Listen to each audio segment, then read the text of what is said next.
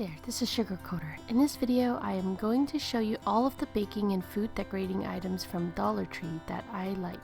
These tall glasses are great to hold piping bags as you're filling icing or frosting into them. The small prep bowls are a great deal because they are 4 for $1 and they are useful for holding ingredients. This measuring cup is surprisingly very useful because the measuring markings on the side is accurate and it is easy to measure liquids. Plus, there's a lid that goes with it. The stainless steel baking pans work well. I've used them for more than a year and haven't had any issues with them. The strainers can be used to sift flour, sugar, powdered sugar, and strain liquids. What I like about the cutting mat is that it protects my table when I am baking or decorating. It acts like a nice shield. The scraper works amazing because I use it to lift cookies off of the cookie sheet, cut the dough in half, and measure things since there is a ruler on the side. I used these measuring cups before and they worked well.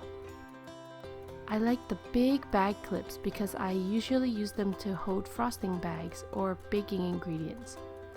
The white baking cups are a great deal because they are only $1 for 100 pieces.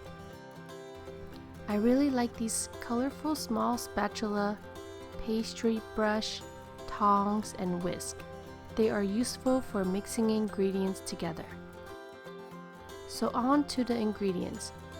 When I have to make something for an event and I don't have a lot of time, I like to use these chocolate and vanilla cake mixes.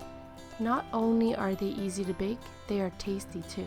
The imitation vanilla extract, colorful baking cups, and frosting are great ingredients to get. And it is nice that Dollar Tree carries rainbow jimmies and ground cinnamon. They can be expensive at big name grocery stores. The candy area is loaded with a bunch of choices to choose from. Candies are great for decorating desserts. The round doilies can be used to display desserts nicely on a table.